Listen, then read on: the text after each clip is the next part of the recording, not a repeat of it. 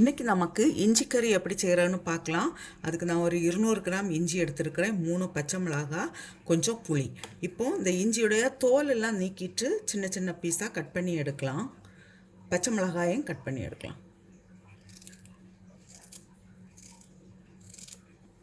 இப்போ கடாயில் கொஞ்சம் ஆயில் விட்டு நான் ஃபஸ்ட்டு இஞ்சியை வறுத்தெடுக்கிறேன்.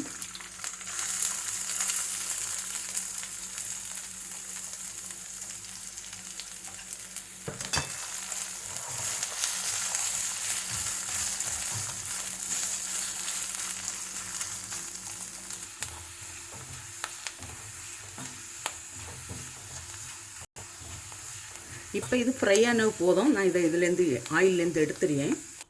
இது ஆயிலில் நான் இப்போது அந்த பச்சை மிளகா போடுறேன்.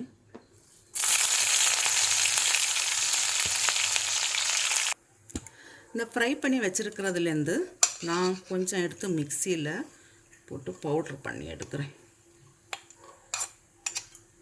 இவ்வளோ பவுட்ரு பண்ணாமல் வச்சுருக்கிறேன், மீதியெல்லாம் பவுட்ரு பண்ணுறேன். இதில் இப்போ 1/2 ஸ்பூன் மஞ்சள் தூள், இது மல்லித்தூள்,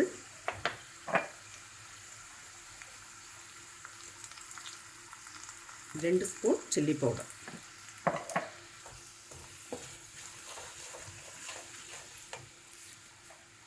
கொஞ்சம் காயமும் சேர்க்குறேன், பெருங்காயத்தூள்,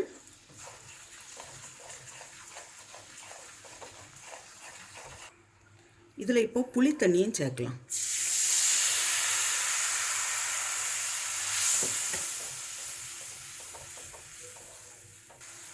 இந்த கறிக்கு தேவையான அளவு சால்ட்.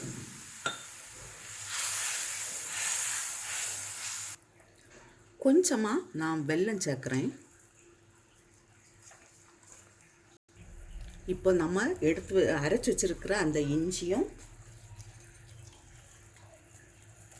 கொஞ்சம் அரைக்காமல் வச்சுருக்கிற இஞ்சியும் சேர்க்கேன்.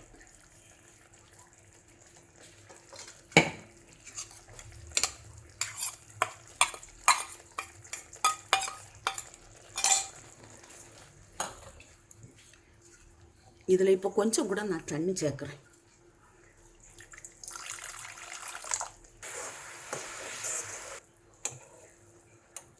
இந்த கறி ஆயிடுச்சு. நாம் இப்போ இதுக்கு ஒரு தாளிப்பு கொடுக்கலாம். ஆயில் விட்டுருக்குறேன். இப்போ கொஞ்சம் கடுகு,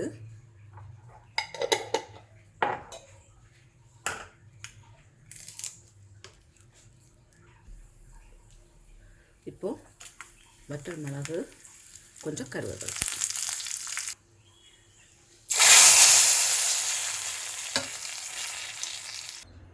இஞ்சி கறி ரெடியாக இருக்குது. நீங்களும் இது போல் செய்து பாருங்கள். செய்து பார்த்து உங்களுடைய கருத்துக்களை தெரிவிங்க. இது ரைஸுக்கு கூட நல்ல டேஸ்ட்டாக இருக்கும்.